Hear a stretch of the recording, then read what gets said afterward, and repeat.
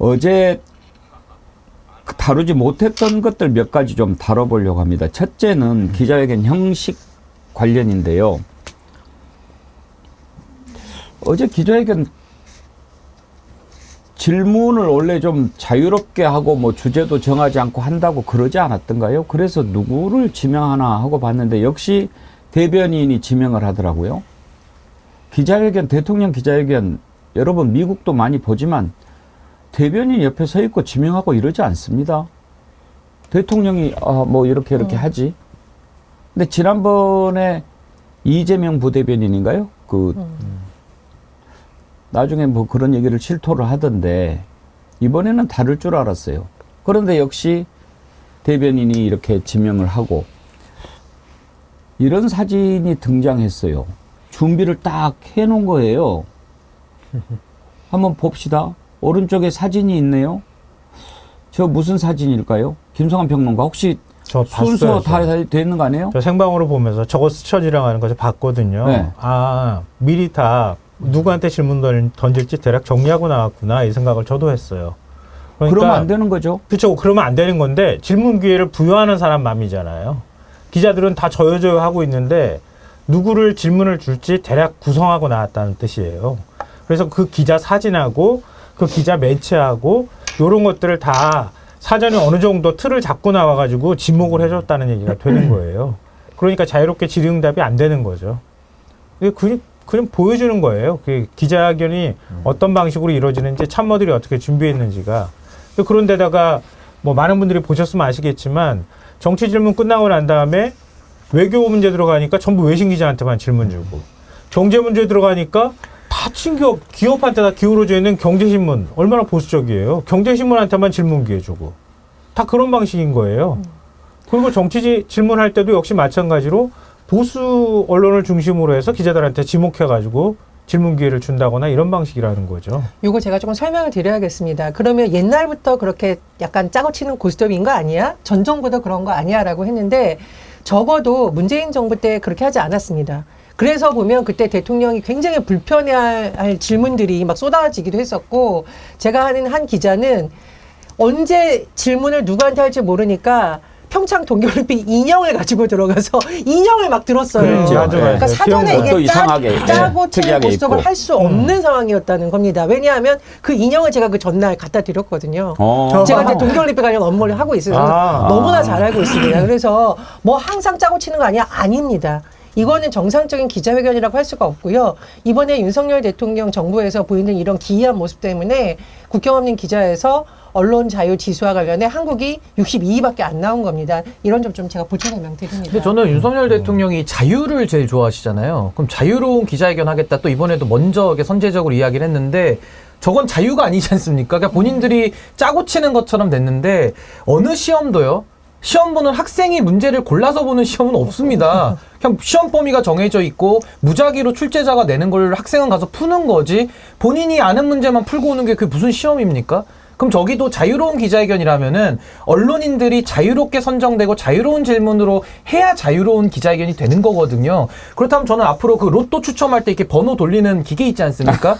그걸 갖다가 언론사들 쫙 넣고 공 나오는 데에서 그냥 기자회견 하도록 해야 공정하고 그게 자유로운 거 아닙니까? 저렇게 그 대변인이 지정권을 가지면서 사진 대문짝만하게 박아가지고 얼굴 본 사람만 이렇게 지정하는 모습은 이거 짜고 치는 고스톱이다. 이거 장난한 겁니다. 제가. 옛날에요. 그 명오님이 박정희 시대에 이러셨는데 실제로 뭐 그 전에는 그랬어요. 기자들하고 사전에 청와대에서 이렇게 조율을 해가지고 질문 미리 정하고 뭐 이렇게 하고 그렇게 했는데 언제적입니까? 근데 옛날에 유명한 MBC 앵커 하셨던 이등열 앵커라는 분이 계신데 그분이 쓴 책 제목이 참 좋은 질문입니다예요. 참 좋은 질문입니다. 내용이 뭐냐면 박정희 때 이제 청와대를 출입했던 기자였는데 기자회견을 이제 하는 거예요. 그런데 이제 대변인이 불러가지고 이 기자님은 질문을 이거를 좀 해주세요 라면서 질문을 준 거예요. 그래가지고 이렇게 딱 손을 들고 질문 딱 하니까 뭐라고 하니까 참 좋은 질문입니다. 그렇게 하면서 답변을 한 거예요. 어제예요. 전부 질문이 20개가 나왔어요. 정치가 9개, 외교가 4개, 경제가 4개, 사회가 3개 그랬는데 그 질문 20개를 이렇게 나눠가면서 기자들을 지정을 했는데 일단 외교 부문은 4개가 있는데 로이터, AFP, 니케이, BBC 이렇게 외국 기자한테만 기회를 준 거예요. 아니 우리 국내 기자들은 외교 문제 질문 하면 안 됩니까? 또 경제는 경제지만 준 거예요. 이걸 다 이렇게 배정을 미리 한 거죠. 그러니까 대통령은 누가 누군지를 모르니까 아마 그랬는지는 모르겠지만 이렇게 정해놓고 하면 안 되죠. 가장 문제가 뭐냐면 MBC한테 기회를 안 준 겁니다. 제가 어제도 그런 얘기 하지 않았습니까? 왜 어제 기자회견을 하냐? 왜 했냐? 라고 묻는다면 그 기본은 윤석열 대통령이 바뀌었다라는 것을 보여주기 위함이다. 라고 해야 제대로 된 거 아닙니까? 그러면 대통령이 바뀌었다는 것을 보여주는 가장 최고의 방법이 뭐였겠습니까? 만약에 그래서 뭐 제가 못 가겠지만 안 가지만 제가 참모라면 MBC부터 질문 줍시다. 그렇게 이야기해야 되고 제가 대통령이라면 야, 왜 MBC 뺐어? MBC 좋은 얘기 나오겠습니까? 이 사람아, 내가 지금 바뀌겠다고 하는 기자회견인데 MBC를 넣든지 맨 앞에다가 넣어야 바뀐 것을 알지. 너네들 그래가지고 어떻게 나랑 일하냐? 이래야 정상적인 대통령 아닙니까? 왜 지금 윤석열 대통령이 이 모양이 됐습니까? 오늘도 지지율이 지금 완전히 역대 대통령 가운데 꼴등을 했던데 이건 이따가 보기로 하고요. MBC 기자랑 거기 이기정 비서관이랑 말다툼하고 그래가지고 그때부터 도어 스태핑 끝나버리지 않았어요? 그 다음에 야 외국 갈 때 저 비행기 태우지도 마. 그래놓고 무슨 자유를 얘기한단 말입니까? 그러면서 이제 윤석열 대통령 소통은 제로가 딱 돼버렸는데 그렇게 해서 엄정한 심판이 내려졌고 그걸 바꿔보겠다고 그리고 바뀌겠다고 바뀐 모습을 보여주겠다고 하는 기자회견이면 그 바뀐 것을 보여주는 그 찬스가 그래서 제가 이야기하지 않습니까? 이번 기자회견은 윤석열 대통령에게 주어진 마지막 기회다. 이 기회를 살리면 국민들이 다시 한번 뭔가 여지를 주겠지만 이번 기자회견마저도 당신이 실패한다면 국민은 완전히 기대를 접을 거다. 저는 어제 기자회견이 윤석열 대통령 마지막 기회를 발로 차버린 거라고 생각합니다. 이제 저는 더 이상 기대하지 않습니다. MBC 기자 참석 안 했습니까? 손 안 들었습니까? 열심히 들었대요. 어제 MBC 뉴스데스크 보니까 그 기자가 출연해서 이 얘기를 하더라고요. 강 기자는 오늘 질문 안 하던데요. 안 한 게 아니고 못했습니다. 왜 못했습니까? 손은 들었습니까? 네, 보셨겠지만 김수경 대변인께서 그 질문자를 지명하는 방식이었습니다. 네. 저도 열심히 손을 들었지만 MBC를 지명하지는 않았습니다. 다 짜놓고 그렇게 지정하고 질문하고 그러니까 답을 못 듣는 거죠. 근데 저는 이제 윤석열 대통령 안 바뀐다라는 게 여기서도 확실히 나오는 게 총선 참패한 이후에 이제 정치하겠다, 이제 민심 듣겠다, 뭐 이러고 있었잖아요. 근데 민심은 듣고 정치는 하겠다라는 분이 너무 속이 좁아가지고 그 사감이 다 섞여서 본인이 그동안에 불편한 소리 했거나 관계가 어색한 데는 다 빼버린 겁니다. 그 지상파에서는 MBC가 빠졌고요. 보수 언론 조중동 중에서는 동아일보가 그래도 쓴소리 많이 하거든요. 어제 또 공교롭게 동아일보만 빠졌습니다. 그 진보적 색채 언론에서도 경향신문이 뭐 아주 강력하게 올바른 소리 많이 하고 있는데 또 이상하게 경향만 또 빠졌거든요. 그러니까 이런 식으로 오해를 사지 않습니까? 오히려 대통령이라고 하면은 지금 같은 이런 위기 국면에서는 쓴소리 더 듣겠다. 그 동아일보, 경향신문, MBC한테 오히려 질문을 더 주면서 그들과 대화하면서 나 이제 정치할 거야. 라는 시그널을 보여줘야 대통령이 이제 정신 좀 차렸나 보다. 말과 행동이 좀 같아지려고 하네. 라는 이미지라도 줄 수 있는데 그냥 뭐 그동안에 친우호적인 언론사들하고만 하다 보니까 이거 거의 뭐 소꿉장난 아니냐. 전 이런 비판을 또 직면했다. 전 정무적으로 매우 안 좋았던 어제 기자회견이었다고 저는 생각합니다. 오늘 그래가지고 제가 아침에 동아일보를 보면서도 느꼈는데요. 동아일보가 지면이 굉장히 불편해요. 오늘 아침에. 네, 굉장히 네. 조선하고 중앙 같은 경우에는 윤 대통령의 발언을 그대로 옮기는 데 치중했던 반면에 동아일보는 발언한 그 하나의 이슈, 주제마다 왜 이 발언이 문제가 있는지를 다 뒤에다 붙여놨어요. 붙여놓고 그리고 따로 기사를 하나 뽑아가지고 VIP 경로설 묻자 윤 엉뚱한 답변, 비선 논란 질문 없어. 그래서 질문이 제대로 안 나왔다는 거 하고 그리고 핵심적인 내용인데도 불구하고 전혀 다뤄지지 않은 내용까지 전부 다 쫙 하고 기사를 써놨더라고요. 제가 기자 출신이니까 조금 다말을 예전에 있었던 에피소드 하나 말씀을 드리겠습니다. 이명박 정부 초기에 각 언론사에서 여성 기자 한 명씩을 초청해서 당시 이제 영분이라고 할 수 있는 대통령의 배우자와 오찬하며 대화하는 자리가 있었는데 그 오찬하며 대화하기 전에 청와대 관계자들이 기자님들 불편한 질문 조금 안 하시면 좋겠어요라고 했는데 안 할 기자들이 아니지 않습니까? 그래서 우리는 하겠다라는 말을 그냥 안 하고 있다가 점심을 먹으면서 불편한 질문을 대통령의 배우자에게 계속한 거예요. 그렇게 했어도 대변인이 저지를 하려고 하니까 기자들이 왜 질문하는데 저지해요. 우리가 그냥 밥 먹으러 왔습니까? 하고 그냥 질문을 했습니다. 이 말씀 왜 드리냐면은 이명박 정부가 잘했다라는 게 아니라 그 형편없는 이명박 정부보다도 더 문제 있는 곳이 윤석열 정부라는 겁니까? 민주주의가 시대가 갈수록 발전해야지 어떻게 더 후퇴하냐는 거예요. 그런 점에서 제가 보기에 심지어 보수지가 보기에도 참 한심하다 이런 것을 좀 말씀을 드리고 싶고요. 신윤규 변호사님 너무 잘 지적을 하셨습니다. 대통령이 취임 2주년 기자 연설문이라던가 회견문을 분석해 보니까 가장 많이 쓴 단어가 자유라고 하고 거의 1000번이 넘게 언급되었다라고 합니다. 그런데 대통령 기자회견에서 제대로 질문할 기회조차 나오지 않았다라는 이 논란이 제기되는 걸 놓고 과연 앞으로 자유라는 말을 쓸 수 있느냐. 그래서 제가 기자회견 보면서 화가 난다 이렇게 말씀을 드렸습니다. 이 상부님, 아이고 기자님 가면을 쓰고 들어가셨어야죠 그러셨는데 방금 전에 MBC 그 기자 얘기 중에 정말 가슴 아픈 대목이 그겁니다. 언론 현실이 어떻습니까? 그런데 기자회견 아닙니까? 기자들이 그렇게 많이 모여 있는데 지금 한국의 언론 상황에 대해서 단 한마디도 질문하는 기자가 없었습니다. 부끄러운 일입니다. 정말 부끄러운 일입니다. 우리 신인규 변호사님 계신데 유명한 법언이 있지요. 법언 그러니까 권리 위에 잠자는 자는 또는 법 위에 잠자는 자는 보호받지 못한다. 언론 자유 위에 잠자는 언론이 어떻게 보호받을 수 있겠습니까?